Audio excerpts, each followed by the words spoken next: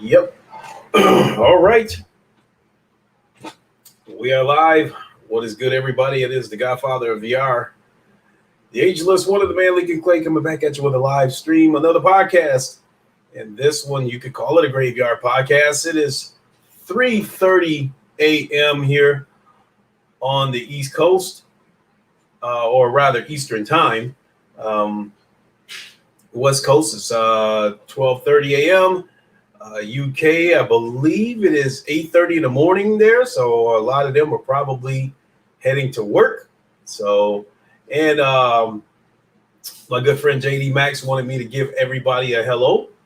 So what I want to talk about today is the title, where we are on the Decagear VR waiting list. And by we, I mean my son and I. So the situation is that with the Oculus Quest 2, it is a great headset, but the PC part of the Oculus Quest can have its problems, and I think that over the months, it's gotten worse, and I think it's more or less because of Oculus running so many updates through. It seems like once a month they run some kind of update, adding a new feature, which is great, but it seems like every time they run an update to add a new feature, it kind of screws up the headset. So in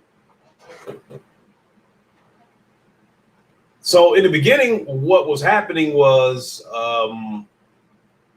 I would jump on the PC, connect my Oculus Quest 2 to the PC by way of Quest Link, and I would connect the headset, and it would stay connected for about roughly 2 minutes, and then it would disconnect. And then what I would have to do was unplug the cord from the headset and then plug it back in to get it to work, and then I would be good to go. But I think over the past few months, this situation has become a little more frequent, and I think things probably came to a head this past weekend. So on Friday, I was doing my ACC stream with Ham VR, Salsa Ketchup, and the rest of the crew.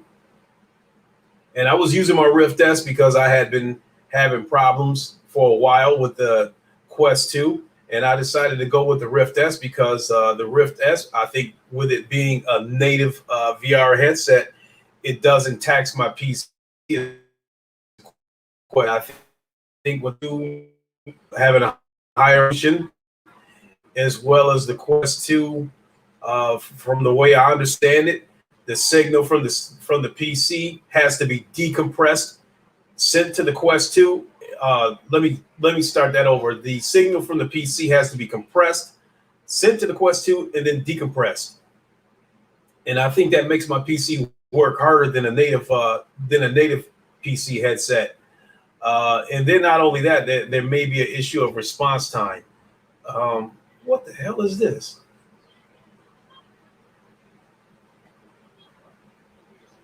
One second, folks.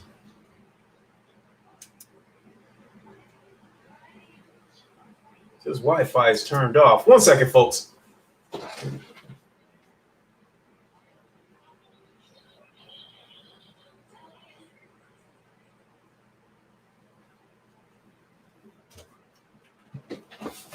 Sorry about that. For whatever reason, StreamYard wants to tell me that I have an unstable connection. There we go. It disappeared. I don't even know why that showed up. So again, this past weekend, I was using my Rift S for my a set of competition streams, and everything went silent on my Rift S, which is one of the problems with the Rift S. It went silent. I didn't hear anything on my end, but the viewers were hearing a robotic voice coming from me. And that's one of the problems with the Rift S. My son has had a lot of problems with his Rift S. with his friends complaining that he had a robotic voice. And it is what it is. You know, being at the Rift S is pretty much discontinued. We know Oculus isn't going to come back and address that.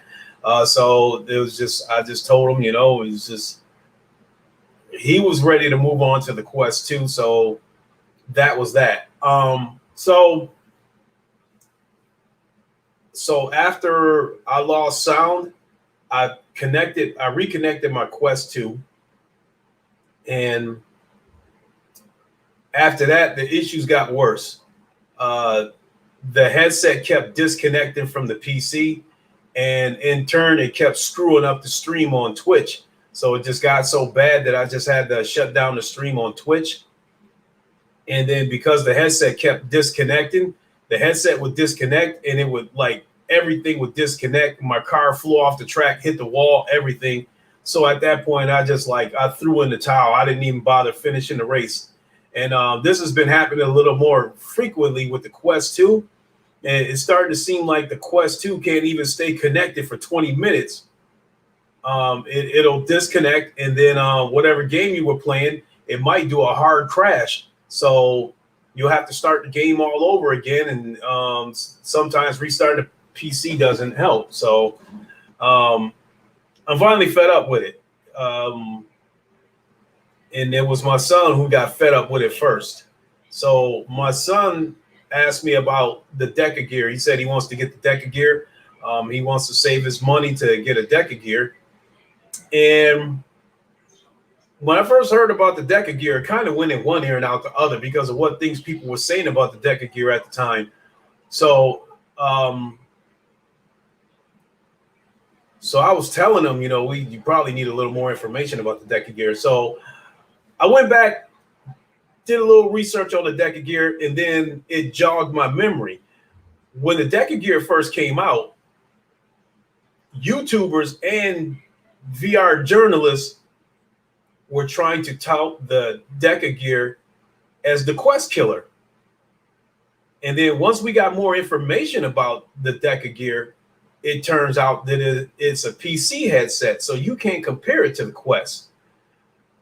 But still, based on the information that we were having about the Decagear, it still seemed a little too good to be true. So let me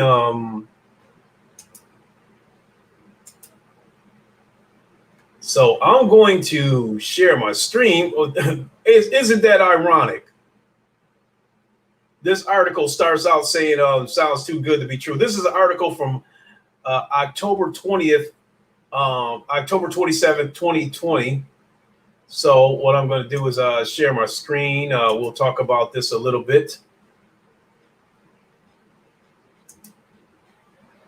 Share the screen, share screen, Chrome tab. And here we go. The Decagear 4K Steam VR headset sounds too good to be true. Earlier this month, Singapore-based Decagear announced the Decagear. That's really the only thing that concerns me about this is I believe this headset is probably coming from China. So if there's a problem with the headset breaking or something, it's probably going to be hell to try to get the PC repaired or replaced. But in any case, starting over earlier this month, Singapore-based Deca announced the Decagear, a PC VR headset boasting some pretty incredible features for a suspiciously low price. Available now for pre-order, the Decagear features two 2160 by 2160 4.6 megapixel per eye resolution at 90 hertz, two inward-facing cameras allowing for face tracking, 4 cameras inside-out tracking, hip tracking provided by the Deca Move attachment, pressure-sensitive controller similar to that of the Valve Index, IPD adjustment, and support for Steam VR, all for the price of $450. That's a remarkably cheap price tag considering what's being offered. So let me stop right there for a second. So Space, what's up? Great Tantrum, what's up? Just looked it up. Damn, that's a nice VR headset. So when the Decagear was first announced, again, they were touting this as like it was going to be You can even do wireless with it for $50. Yeah. I don't really care about that part because my Quest 2, I still use a link cable with it, so I'm okay with a cord. And then if I want to go wireless, I still have my Quest here. So anyway, again, when the Decagear was first announced, it was touted as a Quest killer. And then once we got more information about the headset and people started hearing about the headset, the specs of the headset and what it costs, YouTubers and journalists were acting like, we don't know if this is going to happen. It sounds too good to be true. We don't know this much about that company, blah, blah, blah. So I just blew it off and was like, well, I don't need it anyway. I'm good with my Quest 2. And then, again, once I got the specs, let's go on, let's read a little bit, and then I'll give my opinions. So, in an update made earlier this month by Orr Kutzman, founder and CEO of Megadodo Simulation Games and self-proclaimed entrepreneur, the Decagear 1 is a PC VR headset with HP reverb visuals aimed specifically at the multiplayer crowd. The facial, hip, and finger tracking promises more natural interactions and a broader range of expressions. In this update, Kunstman claims that Valve assisted with the integration of Steam VR as well as providing additional technical support. We've had frequent help from the Valve team with Steam VR integration and some aspects of the system's development, states Kutzman. Whether or not a game implements the Deca SDK to support its unique features, users can still do anything they would with any other VR system. So I guess it's like, as far as the facial tracking goes, VR chat is already, it's already been stated that VR chat will support it. And that's the biggest reason why my son wants this headset. So it says, this week, Upload VR reached out to Valve, who confirmed their involvement with the upcoming headset. While we did not work with Deca on the design, we did, as we always aim to, provide technical support on Steam integration, etc. We're excited to try this headset when it becomes available, a Valve spokesman wrote in an email. While speaking to Road to VR, Kunstman commented on the secrecy of the project and the ensuing skepticism. There are many people being skeptical about a company that suddenly comes out with a product out of nowhere, especially a VR headset. We also contributed to the overall skepticism with a stupid mistake with our facial tracking video where Kelly is narrating. We've decided to add an opening, which was shot much later than the actual in-game part. It didn't match perfectly and now invites some legitimacy concerns. So you see these controllers right here. They look like Oculus Touch controllers, but I guess there's like some scanners or something like that on the side of the controllers that tracks the fingers. So even though they look like Oculus Touch controllers, they're just as functional as the Valve Knuckles controllers. Yeah, right there, Tantrum, you just said it. Controllers look like touch controllers, but plays like index controllers. So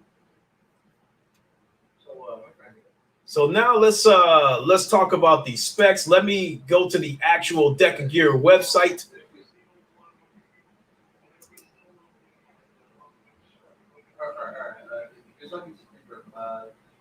So here we are at the actual Decagear site. Let's see here, Decagear 1 built with VR chat, Pavlov VR, Star Trek Bridge Crew, and other multiplayer games in mind, with technologies as facial tracking, pressure-sensitive controllers with all finger tracking and hip-based navigation. You get a deeper presence in VR and a wider range of expressiveness when playing with others. First batch shipping Q4 2021. Price for pre-order is $450 or less. I have already joined the waiting list. So right here it says Meet Face Flow. Multiplayer VR starts with facial tracking. Let's let's see here. 2 global shutter infrared cameras cover your face from within and outside the headset to track more than 50 muscle movements, delivering amazing expressiveness and making your VR experience way more personal. So I could show this video right here. Wait a minute. So actually, I got to come back.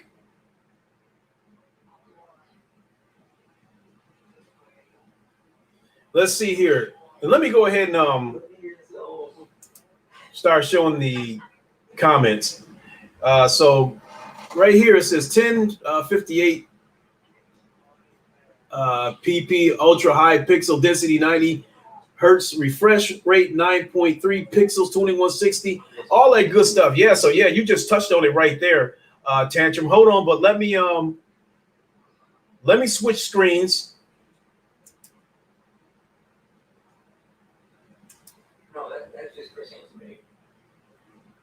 So I'm going to come back and share this. I guess you may need Revive to play Oculus games. It's a Steam based. That's fine because I've already got 3 Oculus Quest headsets here. I've got an Oculus Quest 1. I've got 2 Oculus Quest 2s, and I still got my Oculus Rift S. So as far as the Oculus exclusive goes, I'll still be fine. I don't have a problem going back to my Rift S.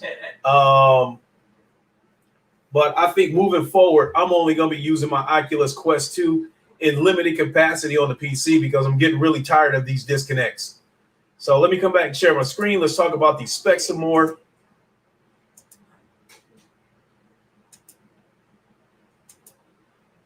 I got to get out of here. Okay, so this is the video right here. I'm good. I'd like to play it for you guys, but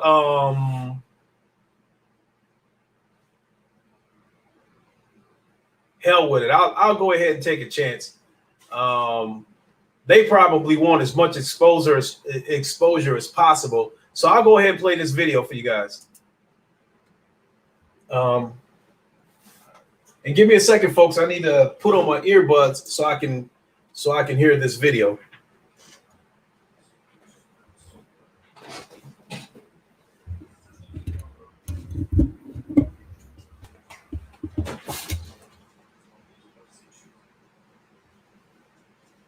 Okay, let's see what we got here.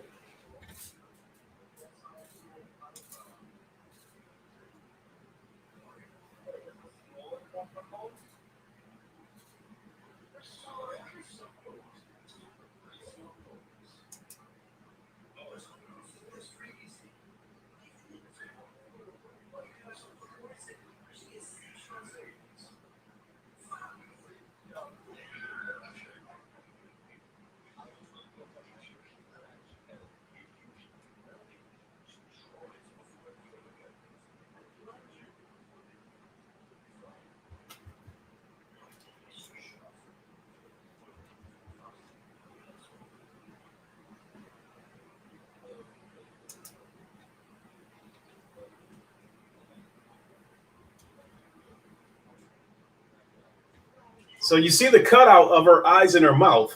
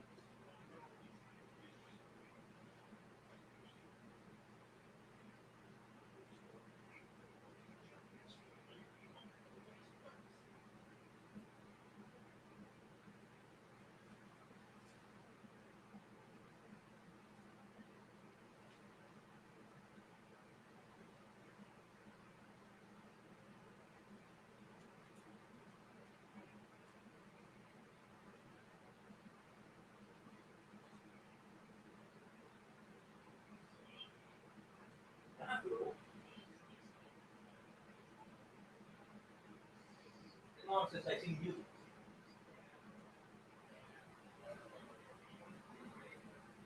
I'm doing all right.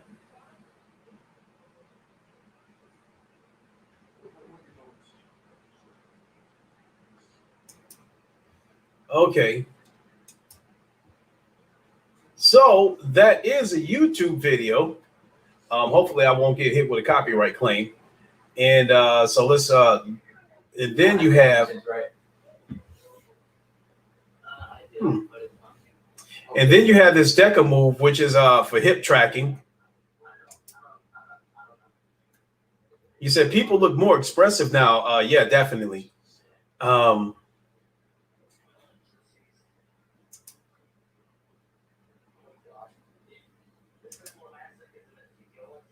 hope Decagear is good. Man, can't wait to hear about it. Definitely agree. Space Denizen.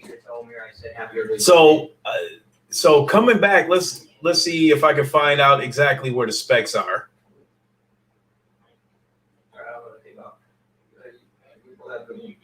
So you see right there, this is what's going to make it like a lot like the Valve Index. It says these wearable hand controllers are not required to be physically held. Natural gripping or grasping is possible when needed just by squeezing the controller. You can also drop objects as you usually do just by opening your hand. So I like it that it comes with those. I like it that it comes with the straps, so you can open your hand and don't have to worry about dropping the controller. It said a middle finger to enemies is now possible.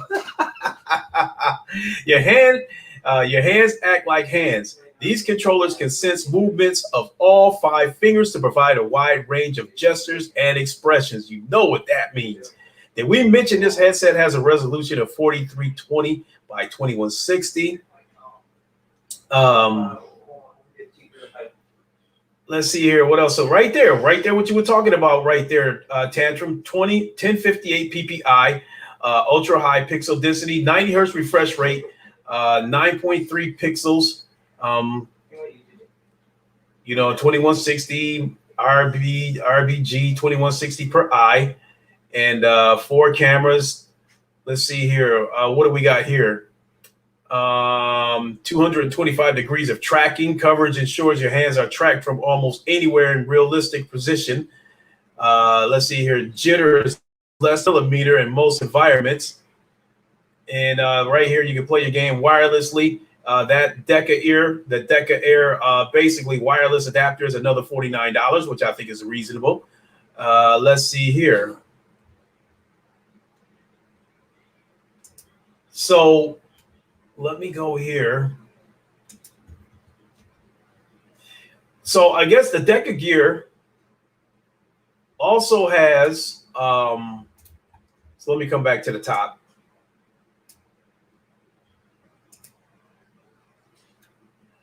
Mist was good. The D in the house, and I'm over here in the G Rap in Grand Rapids. Was good. Let's see here. Great Tantrum. I'm sure the reviews will be plenty. From Clay, MRTV, Tyrell Woods, Mike Oasis. Yeah, see, the thing about that is like people like Mike of Oasis, Nathy, all those guys, they're probably going to get free headsets, or at the very least, they'll get to try the headset out and then send it back after a couple of months where we got to buy ours. But we're okay with that. I mean, because for me, actually, said when does this come out? They're supposed to start shipping at the 4th quarter of this year. So at the very earliest, it's supposed to start shipping in October of this year. Pre-orders are closed right now, so I had to get on a waiting list. Yep, right there, Q4 2021. Great. So I'm on a waiting list, and myself, like my son wants this mainly for VR, for his VR chat. So with the infrared, inward cameras that allows for eye tracking, face tracking, tongue tracking, all that stuff, that's right up my son's alley. And then the Deca Move, which I think you attach to your hip or something for hip tracking, VR chat, and I think Pavlov already supports that. So that's going to be right up his alley too. So I think you said Pavlov? Mm-hmm. Yeah, the Decagear Pavlov will be one of the games supported by Decagear. Ah, nice. So so that's right up his alley too. Miss, my birthday is in 3 months, October 21st. Hopefully I can beg this. Good luck with that. Hopefully you get it. So I guess it's got a FOV of 114 degrees, whereas I believe the Quest has a 90-degree FOV. I think the PlayStation VR also has a FOV of 90 degrees. The Pimax has a FOV of 200 degrees, but with the headset seeming to be this damn wide, that would explain that.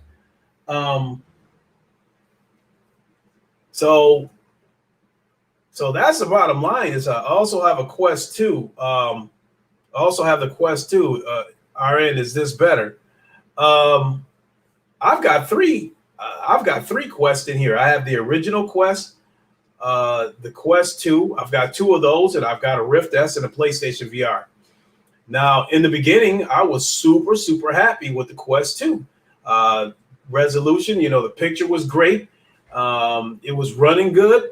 But I think right now the situation that we're dealing with is it's already bad enough that the Quest 2 taxes your PC harder than a native VR headset would. Because my Rift S doesn't make my PC work as hard as the Quest 2. Because again, with the Quest 2, the signal has to be compressed from the PC, sent to the headset, and then decompressed. So that I think that's part of the reason why the Quest 2 makes PCs work harder. And then you have Oculus sending through updates, which seems like they send out updates like every month, every 2 weeks. And it seems like these updates has been causing problems with the functionality of the headset. And it's like the problem doesn't get fixed until we get another update, if it gets fixed at all. Miss, you said, yeah, the Quest 2 is way better in the PC. I have a good PC and it runs great on it. And I was here before you got the Quest. So I bought the original Quest. I bought that like about maybe a month after it came out, but the Quest 2, I bought those day one. But like I have a PC, I feel like my PC is mid-range by today's standards. Oh, it's RTX 2070. I upgraded the CPU. It's got an i9700, i7 9700, and again, I've been having problems with disconnects.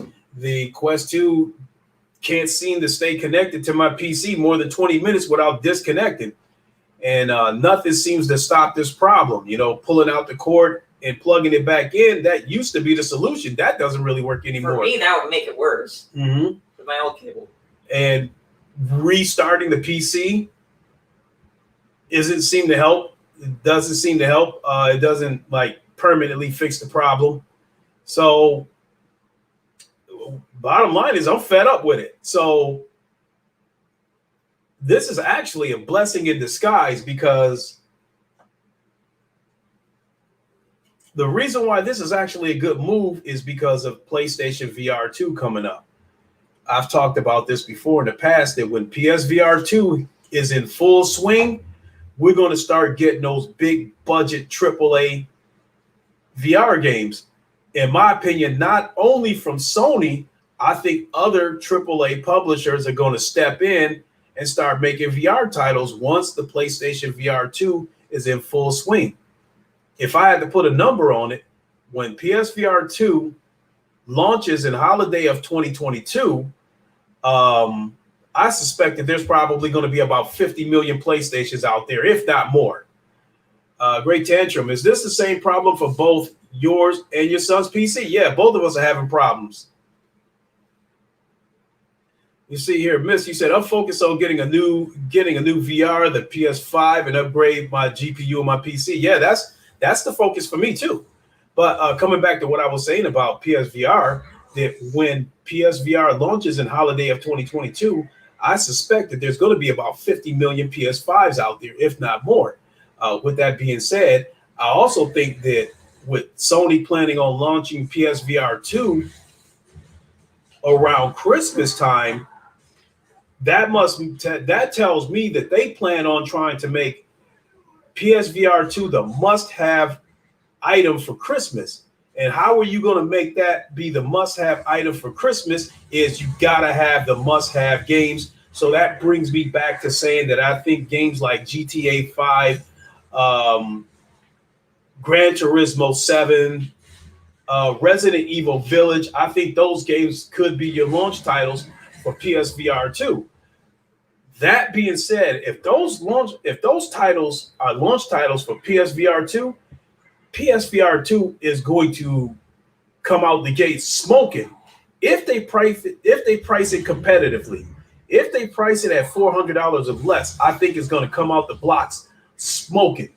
And when developers see that PSVR 2 is selling, then other AAA publishers are going to jump in the VR game, and now they'll have two revenue streams, because right now there's not enough PC headsets out there for people like Activision to get involved with VR and stuff like that. But let's say around 2024, let's say there's 15 million PSVR 2 headsets out there. That's enough headsets for somebody like Activision to take a chance and make a VR title. And then, since you know how they think, they want money. So if, let's say, Activision in 2024 was to make Call of Duty fully playable in VR, they're not just going to make it playable on the PlayStation VR. It's also going to be available on PC. So that's why it's actually a good thing that this is happening to me, because this Decagear is a native PC headset. It is not a standalone headset that's trying to convert itself into a PC headset. That being said, with it being a native PC headset, I don't think it's going to tax I'm hoping that it won't tax my PC as much as the Quest 2 will. Not only that, a 3080 is still on my to-do list. I still plan on getting a 3080. I'll settle for a 3070 Ti if I have to. But that is on my list. So with that being said, I've said this before, PSVR 2 is going to save PC VR, because with Oculus mostly being focused on the Quest, we're not going to see that many AAA VR titles like Half-Life Alyx until PSVR 2 is rolling. You said, what about the Vive Pro 2? Overpriced, and they don't have any games. See here, Miss, you said, but I'm going to say the PS5, the PSVR is going to cost a lot of money. I don't think it's going to cost any more than $400.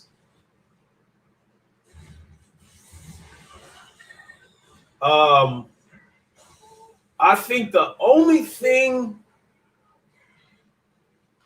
that could make it cost a lot of money is the gaze tracking in the OLED panel. So you said you've been answered? Yeah, I mean, and to me, the Vive Pro 2 is overpriced. Like, just about all headsets now do 4K or close to it.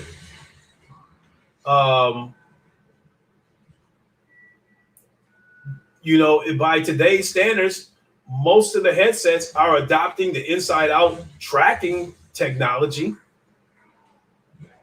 So in my opinion, what can the Vive Pro do to justify that, whatever that price tag is? I think the headset alone is like $700. And then, like, once you get done buying controllers and shit like that, it's going to end up running it up to like $1,300 or some shit like that. Space Citizen, I can't wait to see PSVR 2, man. I just hope it's still future-proof when it comes out. I think it will be. Because it's going to be future-proof in the sense that this headset, whatever Sony does with this headset, it's going to last the entire generation. The only modification that I could see Sony making for PSVR 2 is if it's a situation where the first headset doesn't support ray tracing, and then maybe a couple years down the line, they're able to get they're able to support ray tracing, or if they want to like create a wireless adapter. But I think the core headset itself is going to be future proof. You're going to be able to use it throughout the entire generation, just like with the current PSVR right now. It's still basically the same. The only revision that was made to the headset was the HDR pass-through, and that does not affect the headset itself. All the HDR pass-through does is allow you to turn on your HDR and stuff like that without disconnecting the headset.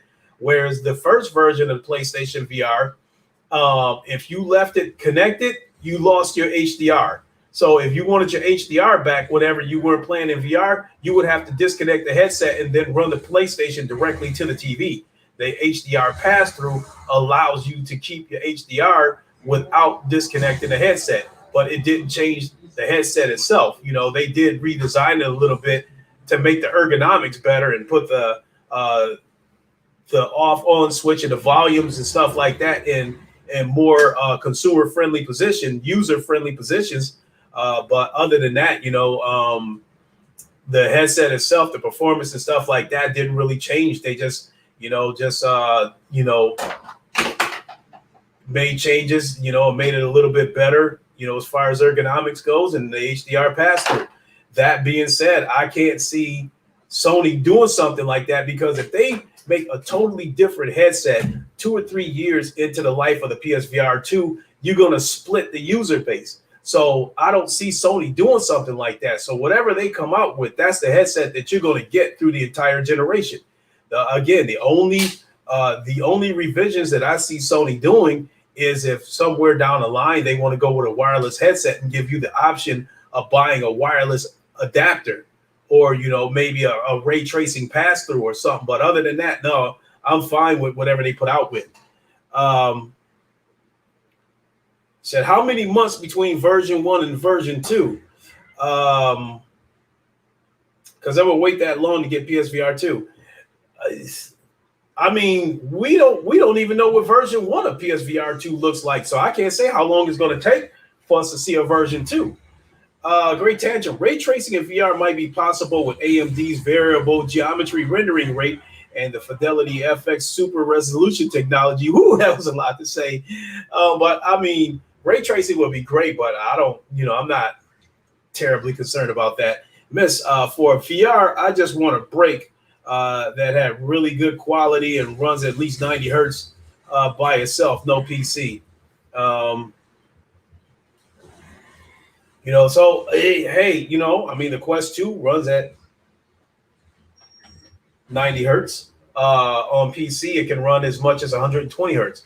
With that being said, because my son and I are going to go ahead and go with the Decagear as our next PC headset, I'm not getting the Quest Pro. At this point now, I don't really see any point in it, because you get the Quest Pro, you're not really going to see devs take advantage of it, because they're still going to support the original Quest. So just like the situation we have with the consoles, the original Quest could end up holding back the Quest Pro or Quest 2 Pro or whatever they decide to call this headset. I mean, because as of right now, you don't see a terrible amount of games taking advantage of the power of the Quest 2 to the point where it's a Quest 2 only game. I think Star Wars Tales from the Galaxy's Edge, I think that might be a Quest 2. I think that might be a Quest 2 only game, or one of the games that they touted it was taking advantage of the Quest 2. Oh, you said so far Resident Evil 4 VR is only for Quest 2. Yeah. But I mean, it's cool, but I'm not terribly impressed with that, especially after what Dr. Beef did with Return to Castle Wolfenstein and Doom 3. Even though they were old games, he modified two AAA games and was able to put them in VR. And in the case of Doom 3, I think even the cutscenes were in 3D. So with that being said, Resident Evil 4 coming to Quest 2, that's great. But I mean, that's great, but I'm not jumping up and down out of my socks out of it. For one thing, I've never completed a Resident Evil game. And again, after all these mods that we're getting, all these mods that's popping up left and right on both the Quest and PC, it's hard to be impressed about an old game natively coming to VR, so for the new people that's new to VR, that's great for them. So I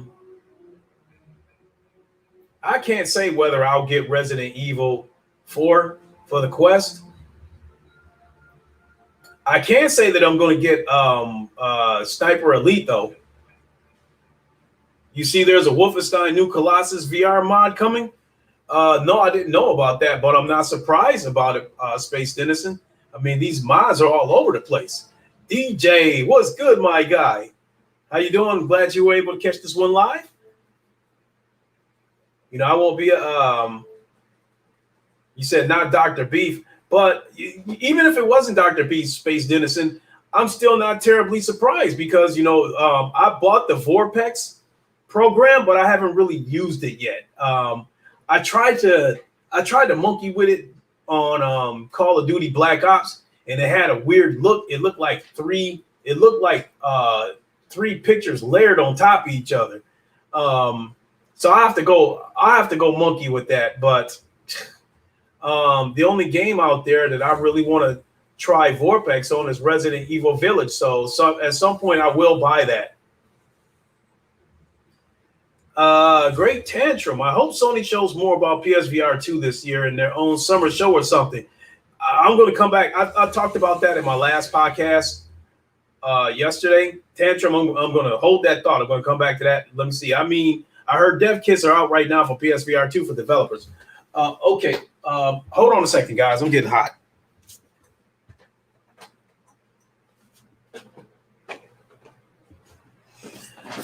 Okay, so Tantrum, to come back to what you were saying, in the podcast that I had yesterday, I expressed that I was disappointed that we're waiting till holiday of 2022 before PSVR 2 launches. I'm not surprised by it, but I'm disappointed by it. Why am I disappointed about it? Because it's a whole year and a half away.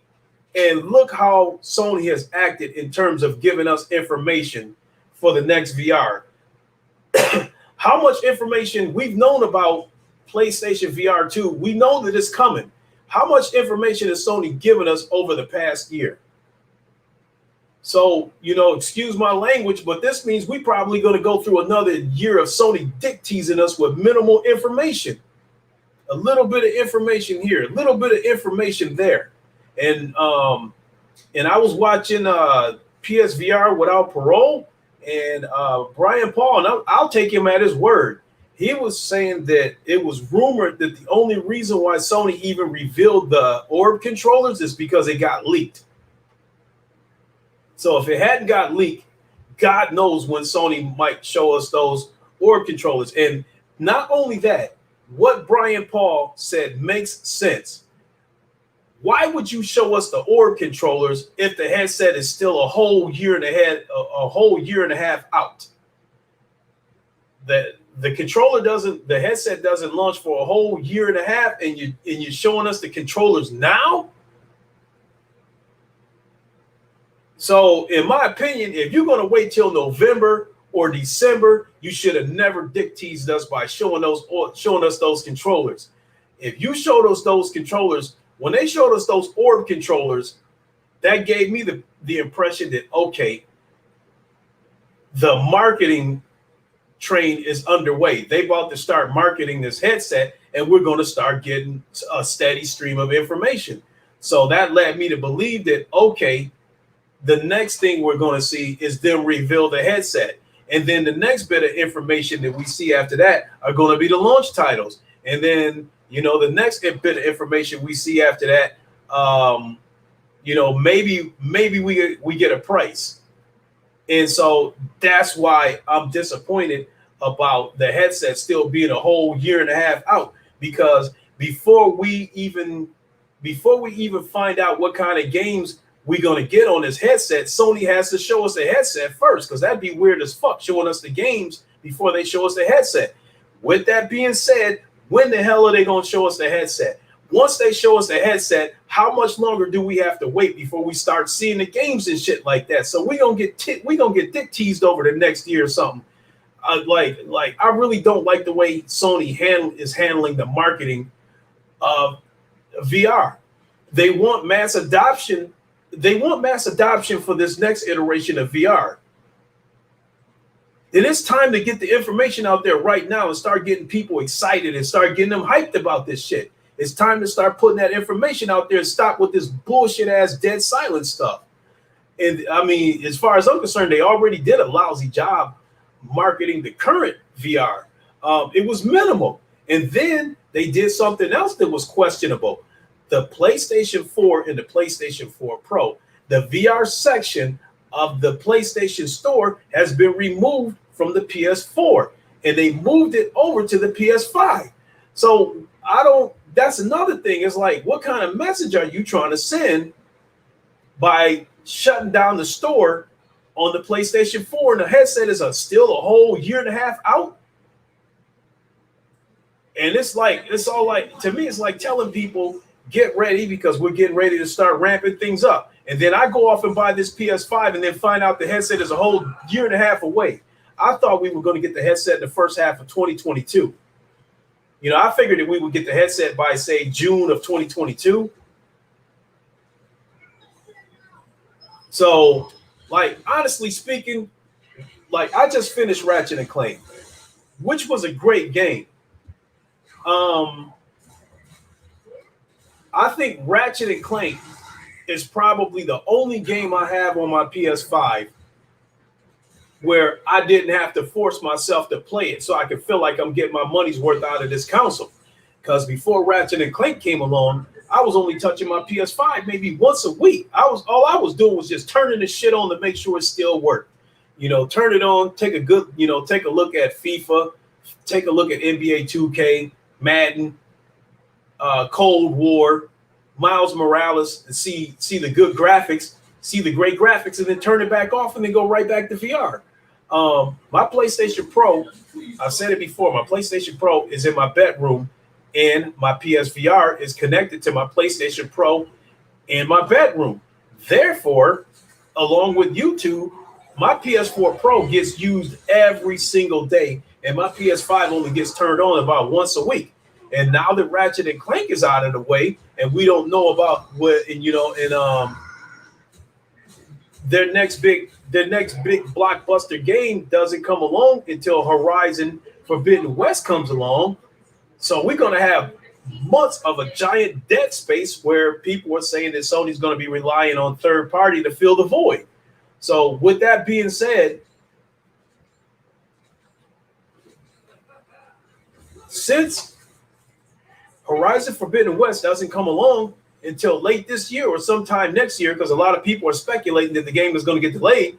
If that's the case, that's going to leave a huge gap. Is Sony going to be fucking silent through all that shit? It's time for us to start getting some information.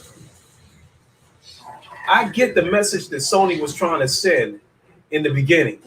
They didn't want people to get confused and think that the PS5 was primarily a VR console first. So they was pushing all the flat screen shit out there first, to make sure that people stay within that ecosystem. And now, to me, the mission has been accomplished. Their exclusive games are getting high praise. The PS5 is the most sought after piece of video hardware right now on the market, and it doesn't seem to be dying down anytime soon. With that being said, mission accomplished. Everybody wants a PS5 that wants a console. Anybody that wants any kind of console wants a PS5. Mission accomplished. You've already secured your flat screen user base. They're not going anywhere. Now it's time to get us involved, get us hyped, get us excited, because you're going to want our money just like you want theirs. So, I mean, look how much, as far as the PS5 goes, Sony tickled everybody's booty for years with that shit. They was trickling out little bits of information about the PS5, throwing out these cryptic messages with the new PS5 logo, and Jim Ryan saying this and saying that, but nothing on PSVR. Everybody knows PSVR is coming. There's a lot of people in the PlayStation ecosystem that was not on board with VR, but now that they know about PSVR 2, they're on board with VR. They're saying they're going to get one when it comes out. It is time for them to start revealing this shit. I'm tired of the silence. So, but this took me off a completely different. It took me way off the tracks, because we're supposed to be talking about the Decagear, but the two are connected, and that's why I went off the tracks like that, because once PSVR 2 is in full swing and we start getting big budget AAA VR titles and other AAA publishers start getting involved with VR, they're going to have two revenue streams with PSVR 2 and PC VR. So I'll say it before and I'll say it again. PSVR 2 is going to save PC VR, because if Sony doesn't make this move to PSVR 2, PC VR dies, because Oculus, since they're moving, since they're promoting the Quest and they're moving in that direction, because from what I'm seeing, after we get Lone Echo 2, they're probably done with PC VR games, because they're focusing on the Quest. And then Valve, God knows when we might get the next game from them, whatever it might be. So what do we got left? So we really not going to start getting big budget. In my opinion, we're not going to get any big budget AAA games after Lone Echo. After Lone Echo, that's pretty much it. We're not going to get what I consider like a Half-Life Alyx type game. We're not going to get another type of one of those games until PSVR 2 is in full swing and Sony start dropping those big blockbuster hits on us. And then, like I said, once other publishers start getting involved, we know how greedy they are. We know how they think. So they're going to spread that shit out to as many headsets as possible. That being said, whenever they make a game, whenever third-party AAA publishers make a game for PSVR, chances are it's going to go to PC VR as well, unless Sony pays for like a time exclusivity. So let me backtrack on a couple of these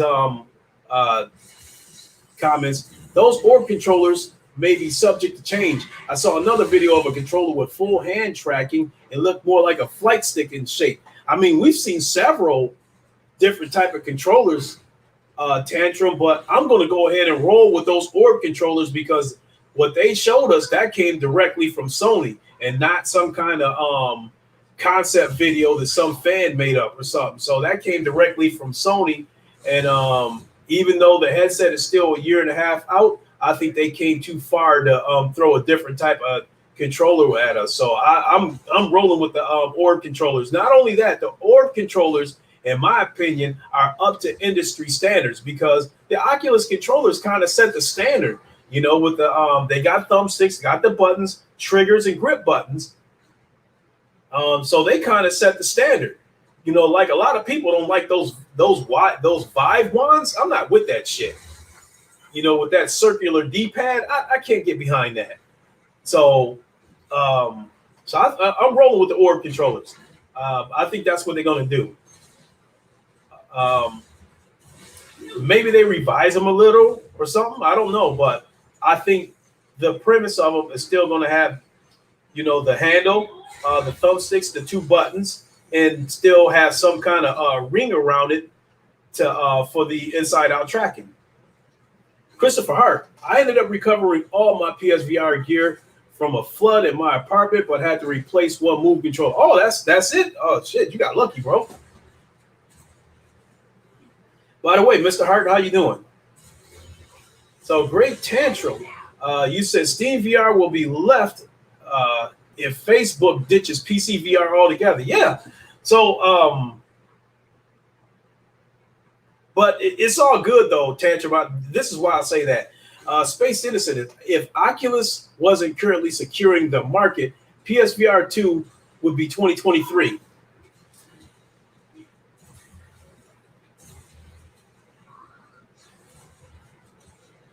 Yeah, I could go with that. I could go with that theory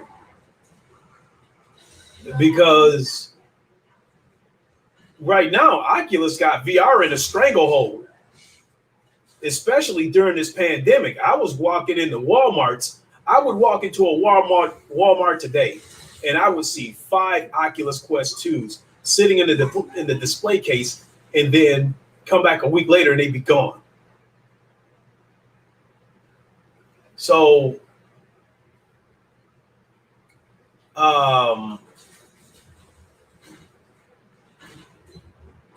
but I think, but at the same time, Space Citizen, while I do think that Sony wants mass adoption for PSVR 2, I think they're still more focused on mass adoption within its own ecosystem. Because after all, they did sell 110 million PS4s and they sold 5 million PSVR headsets. Now, this new generation, I think it's a given that it's not a matter of if, but when PS5 hits 100 million units sold. But I think this time, I think Sony probably wants the ratio to be more of like 100 million PS5 sold and maybe 15 or 20 million PSVR 2s sold. So I think that's going to be their idea of mass adoption. I think they're going to be looking for mass adoption within their own ecosystem. I don't think they're necessarily looking to try to steal any Oculus customers or anything like that because, you know, Oculus is going in a totally different direction. So, Christopher Hart, you got a raise on your job? Cool. I mean, my job, we had a meeting and they said they wanted to thank everybody for enduring all the crap that COVID has done and for sticking with them, because some people jumped ship and went looking for other jobs, you know, because we did go through a tough time. Things is straightening out now. So at the end of the month, they said they're going to give us a $1,000 bonus and they're going to give us a raise and possibly retro pay. So I'm definitely happy about that. So, and that's basically, I'm going to put that money to the side. It was going to be my money for my 3080 or my 3070 Ti. But after talking to my son and after doing the research, the Decagear is the number one priority on my list now. So I'm on the waiting list. So as soon as I get that notification from Decagear, I'm ordering 2 of them. So said $1,000 bonus raising retro pay. Yeah, I mean, like I think they definitely going to give us a raise, but the retro pay might still be up in the air. But they definitely going to give us $1,000 bonus at the end of this month. So, you know, but thanks. Appreciate it, bro. See here, Great Tantrum. You said Sony needs to resolve the shortage issue. If people can't buy a PS5, PSVR 2 is DOA.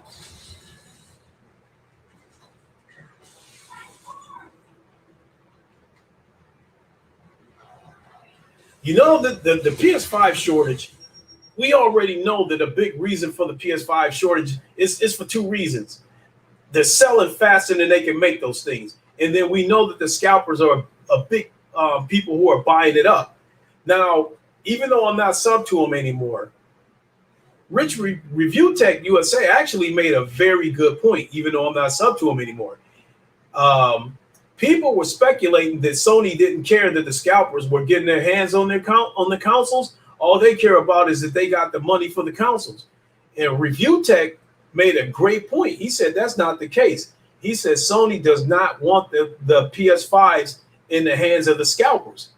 And he said the reason why is because when the scalpers buy the PS5s, those PS5s sit in their basements, sit in their garages, wherever, doing nothing until they finally get them sold.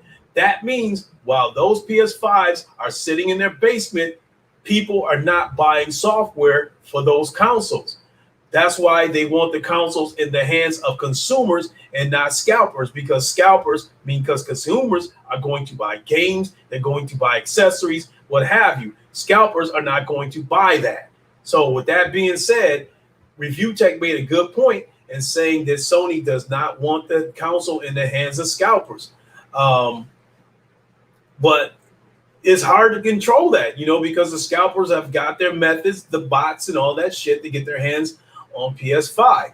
Now, GameCross, another person that I'm subscribed to, he made another good point.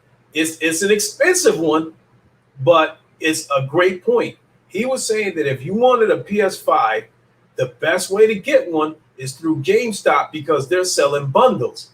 And like, for instance, you get a PS5, you get 3 games, and you get a second controller for like $750. And he said it sounds pricey, but what it does is it detracts scalpers from buying it, because if the scalpers buy that bundle for $750, they're going to have a hard time making a profit off of that, because they're not going to be able to sell they're not going to be able to sell the console for much more than that, because these scalpers can't get $2,000 off these PS5s like they used to in the beginning, because even though Sony still can't keep up with demand, they're still pumping out a lot of these consoles. So it's starting to turn into a situation where it's not hopeless anymore. If you don't get a console today, you can still feel optimistic that you might be able to get one within the next month or so. With that being said, you don't feel like you have to give in to the scalpers. So when you buy a PS5, the way he mentioned, through GameStop, through a bundle, that would be the best way to do it. And not only that, I guess they have like a pro membership where only pro members can pre-order this PS5 bundle. So unless a scalper has a pro membership, they're not going to be able to get these PS5s. And even if they do, they pay $750 plus tax for the console, and then they got to turn around and try to flip it and make a profit off of it. So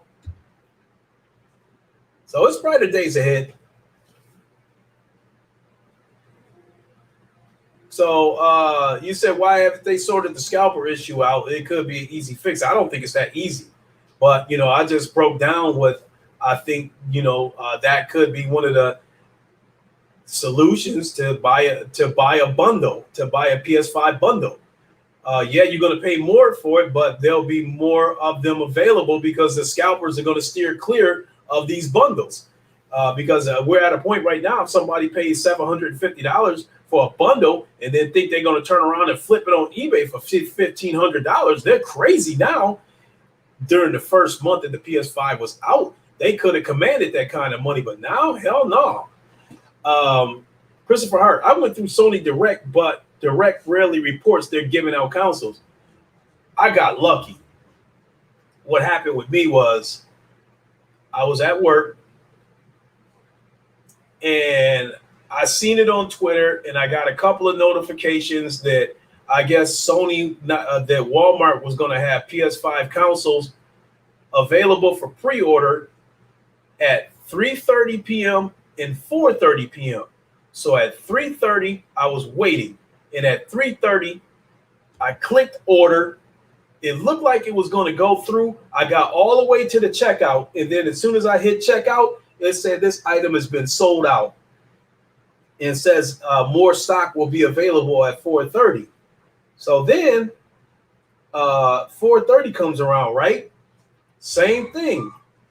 I click order, go to checkout, and it says this order has been sold out, but we'll put your order in the what was it, it was like we'll save this order in the cart or some crap like that. I can't remember what the message was, but it was something to the effect that like we'll save this order for you. So what happened was I'm thinking to myself, okay, I lost out. And then I was like, I saw number one on the cart. So I clicked on the cart and it says, PlayStation 5, blah, blah, blah. And then it said checkout. I clicked checkout and it went through. And it was like, this is your receipt. You'll receive it on this day. I'm shit. So I got lucky. I mean, I'm pissed off that I still got to wait a whole year and a half before PSVR 2 comes out, but I still got lucky to get a PS5. So, and Ratchet and Clank has made the purchase worth it. Miles Morales was worth it too, but I haven't played Miles Morales because I was watching my son play it. So now I'm stuck in no man's land whether to because he hasn't gone back to it. So I'm stuck in no man's land whether to go back and play where he left off at or start from the beginning. Say Tantrum, a way to beat scalpers is if the stock is not announced, a website can say you may order, but there is no new news if they have in stock. Scalpers are looking at stock status. Okay. That way scalpers can't know while the website can sell you consoles via order request. And Christopher Hart, you said, nice. You did get lucky. Ratchet and Clank at 60 frames per second ray tracing is my favorite game feature so far on PS5. God, that game looks so beautiful.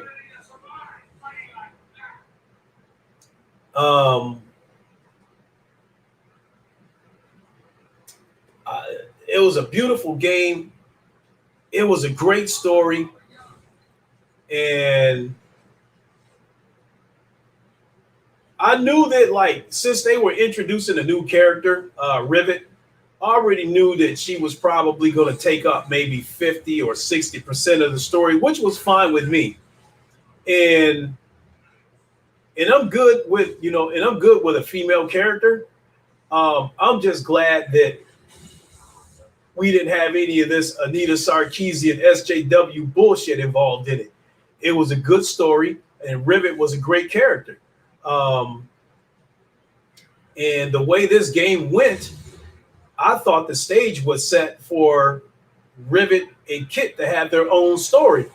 But, we'll see how it plays out. I mean, I think the next Ratchet and Clank is either going to be all four of them or Rivet and Kit are going to have their own story. But either way, I think it was a great story. I liked all the characters, Ratchet, Rivet, Clank, Kit. I liked all those characters. And the funny part about it, my favorite character in that game, you didn't even see him. It was Zarkon Jr. That voice that was, when he described the weapons and whenever you went into the arena to fight, I love Zarkon Jr.'s voice. He was my favorite character. All the stuff that he was saying in there just absolutely had me laughing. So an all around great game. I finished the story this morning and I was monkeying with it. I said, let me try this shit on like hard. So I've been playing it on hard. I thought I was only going to play it for a few minutes, but I actually ended up playing it for a couple of hours. So who knows? I might play through the whole thing again hard. So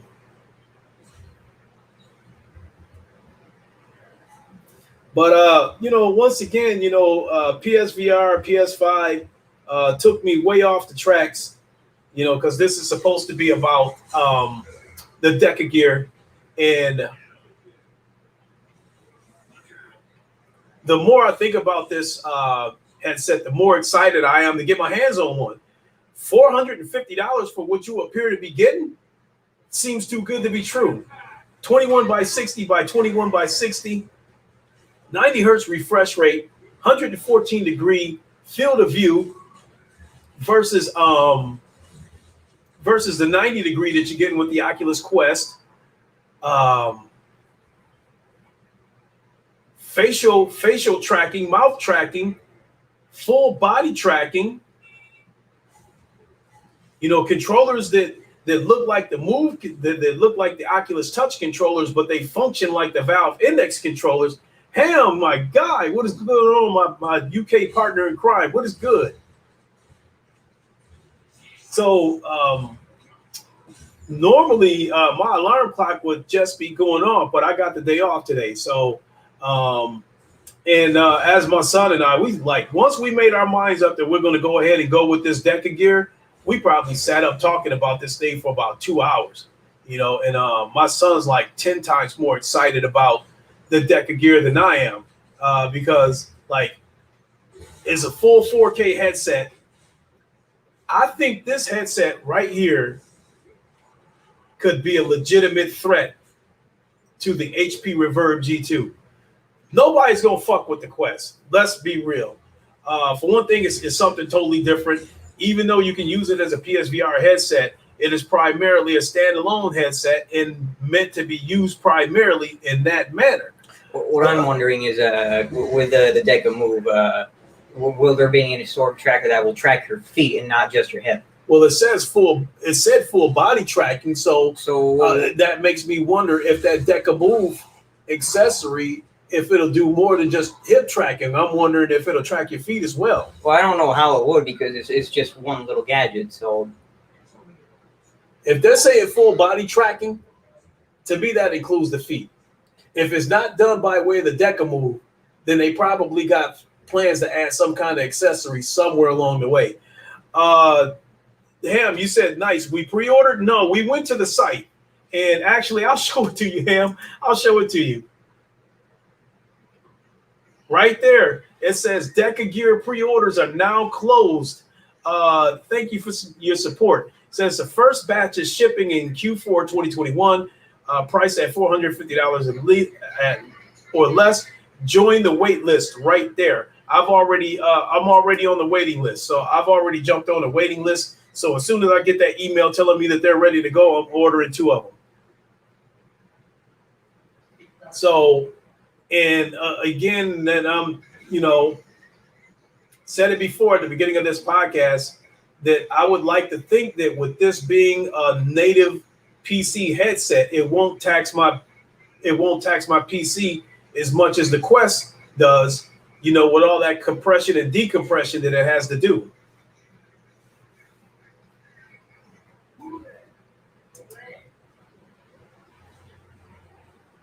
So actually, so my frustrations with the Quest 2 disconnecting actually was a blessing in disguise, because again, when the Decagear was first announced, you had YouTubers as well as the media acting like this shit is suspicious. And they were making it seem like it was suspicious for a couple of reasons. One is because it's coming from China, and two, this price is too good to be true.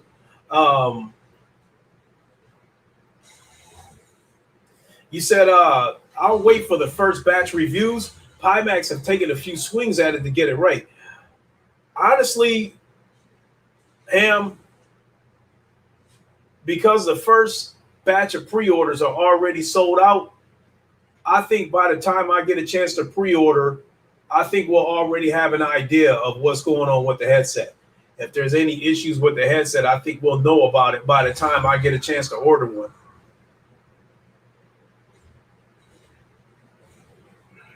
Now, right there, Ham, that's right there. You said the sweet spot is pretty important. The one on the G2 is a bit too small. That is really my biggest concern with the Decagear. It's supposed to be 2160 by 2160. I am seriously concerned about the sweet spot, because despite all despite the frustrations that I've been talking about with the Quest 2 lately, I don't feel like it has a sweet spot. If you're looking straight ahead, you can move your eyes around and everything pretty much kind of looks clear. But if you look directly to the left or directly to the right, then yeah, you're gonna get a little bit of blur on the outer edges of the lenses. But for the most part, I think everything is pretty clear on the Quest. So if I wasn't having all these disconnect issues and shit like that, we wouldn't even be having this podcast and even having this conversation. But I'm fed up with the disconnects. I think I reached the end of my rope that I'm tired of Oculus sending through an update every other week, fucking the headset up, breaking the headset, and then, the issue doesn't get fixed until the next update comes out. And so in the case of the headset disconnecting, it's been getting progressively worse for me. And it's not happening to just me. It's happening to my son. My son has said it's happening to his friends that have Oculus Quest 2s. So I know this is not an isolated incident with me. This is to me, I chalk this up as an issue with Oculus sending too many goddamn updates through the headset. It's nice that they're adding features, but it's coming at the expense of the functionality of the headset. So,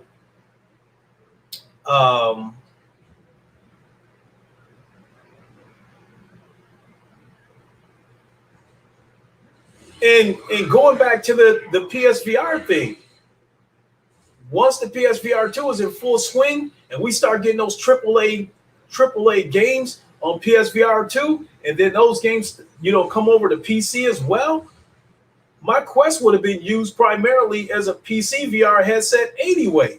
So with that being said, hell, why not go ahead and get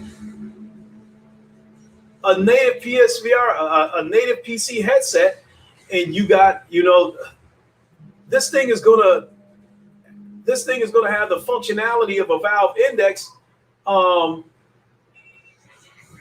at half the price. So, yeah, the frequent updates can be problematic. I'm fed up with it, man. I mean, because you guys have seen my videos lately. If you guys have seen any of my videos lately, you've seen it. I've pretty much gone back to the Rift S. The Rift S doesn't disconnect the way the Quest does. The issues that I have with the Rift S is every now and then you'll get a slight hiccup with it, but up until my stream on Friday when I lost all the sound and it gave me a robot voice, other than that, up until then I haven't had any serious problems with the Rift S. It's been pretty reliable for the most part. So despite that little mishap that happened Friday, for the most part, I'm kind of sticking with my Rift S. So in a sense, I've kind of gone back to my Rift S. And I think this Friday for ACC, when we do ACC Friday, in addition to going back to my Rift S, I think I'm going to turn the camera off just so that's one less thing taxing the PC. I think by now, people who tune into ACC Fridays, they know that we're racing in VR, so I don't really think there's really a need for me to have the camera on this time because, all they really see is my head just, turning and shit like that. It'd be one thing if I was playing a first-person shooter game so I could demonstrate to them the loading mechanics and that kind of stuff. But since I'm just racing, all they really see is my head turning and stuff like that. So I think this Friday when we do ACC, I don't think there's really going to be a need for me to turn the camera on. And that, and I'm also looking to do that to help relieve the stress on the PC. Great Tantrum. If you can't wait, there is a Revert G2 or the Pimax 5K or 8K or 5K Super. But if you go Pimax, you will also need the base station. Now, I'm rolling with this Decagear.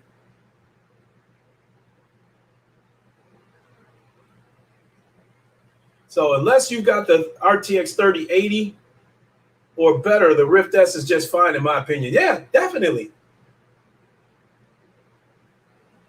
I mean, the Quest 2 was just fine too until Oculus started fucking around and putting too many updates through and screwed it up.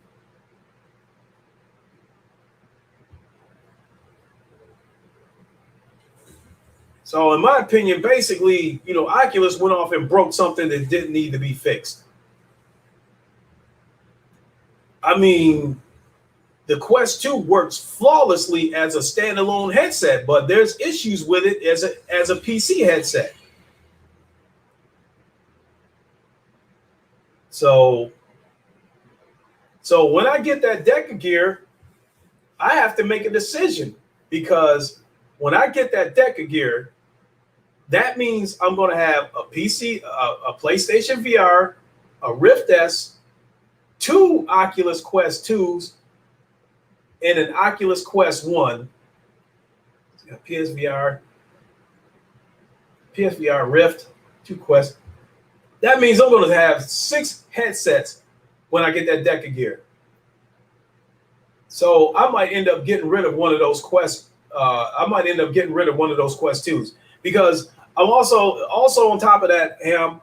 I'm not planning on buying a Quest 2 Pro, whatever they call this thing, because I don't want to deal with these same problems that we're dealing with on the Quest 2, with Oculus breaking the headset with all these updates. I don't want to get a headset that I don't want to get another headset that's going to stress my PC, because it's not a native headset, like I said, with the compression and decompression shit. I don't want to deal with that. And then from the standalone part of it,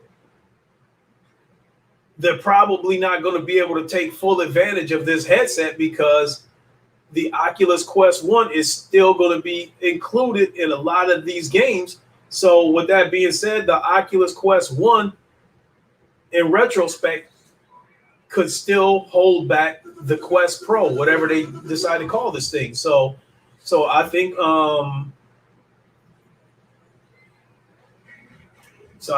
going to roll with the Decagear. So I just hope we don't have a situation like with the Valve Index, where we hear about controllers breaking or this breaking or that breaking, and it's taking months for them to get it fixed or something. I hope we don't have to deal with that kind of shit. But I'm taking a leap of faith, and I'm going to go ahead and get this headset. It sounds exciting. I know my son definitely wants it, especially with the face tracking, tongue tracking, mouth tracking, all that stuff. And my son, he lives on VR chat. All he really does is play VR chat and Pavlov, and those are 2 games that's supported by this headset. So that's going to be right up his alley. The facial expressions, all that stuff. So we're going to roll with it. You said better start selling some. I'm going to sell them, but I'm not going to sell them until I get that Decagear in my hands. So, because as of right now, my Oculus Quest 2s, that basically, I'm swapping them out as PC headsets. So basically what happens is, one of the headsets is on the PC. With the Oculus Quest 2, it discharges faster than it charges when it's being used. Therefore, you probably got about 5 or 6 hours with the headset before the battery goes dead. So when that happens, then I can just switch the headsets out, throw my other Quest on the PC, and then the one that's got the dead battery, let it charge.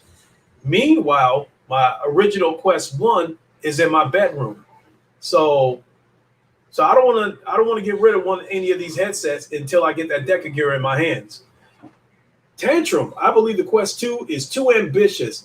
They cram so much features into it, yet weak Snapdragon chipset. If they make a new Quest, it needs more power to handle it all. Totally agree.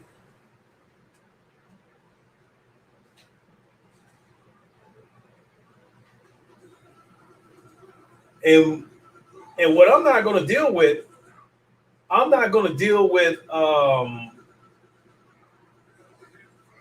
want to deal with a situation where the other thing, I don't want to deal with a situation where they make a Quest Pro, I buy it, 2 years later, Quest 3 comes out, and they haven't fully taken advantage of the Quest Pro. Like some of the shit that we got with the PlayStation Pro, they didn't take full advantage of that console. The only thing we got with the PlayStation Pro is that some of the games got an extra coat of paint.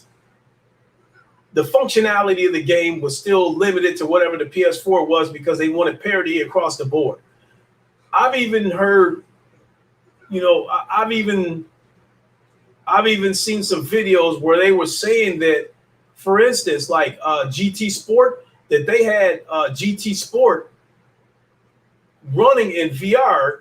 They had they had a multiplayer running in VR against a full grid of cars. But they didn't want the Pro to have any advantages over the PS4, so they scrapped it. So the PS4 Pro was a wasted console. So I truly believe that it may not have looked that good, but I think the PS4 Pro probably could have handled some of the PC VR games that's out there right now.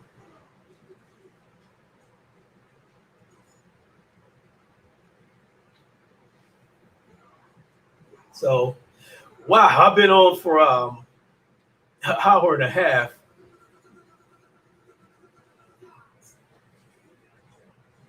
What the hell? Oh, my son's playing Gears. So I'm going to get ready to wrap it up. This has definitely been an interesting conversation. Definitely enjoyed it more than anything. Tantrum, Space Dennison, Ham, Christopher Hart, DJ. I think I mentioned Space Dennison. I appreciate all you. I appreciate all of you chiming in, because that helped keep the conversation going. Because I think when I'm talking to 0 viewers and nobody's commenting, it kind of puts me in a position where I'm like, okay, which direction do I go? But when people are involved in the conversation, it keeps it going, and it gives me, I can respond coming right from the heart and give a good answer right off the top of my head, rather than trying to search around and search for stuff to say to keep the podcast going. So I really enjoyed this, and I appreciate all of you chipping in the conversation. It definitely kept this podcast going and kept it fresh, kept it interesting. So thank you so much, everybody. Really appreciate it. So you all have a good day, and I'm gonna boogie on out of here. Get a quick nap in, and maybe get up and play something. I can't say whether I'll stream it or not, but got to get some gaming in. It's my life. It's my escape. It's my passion. So that being said, you guys know the line. Wakanda forever. Long live the king. And deuces. We'll see you on the next one. Have a great week. Have a great day. Don't work too hard. We'll catch you later.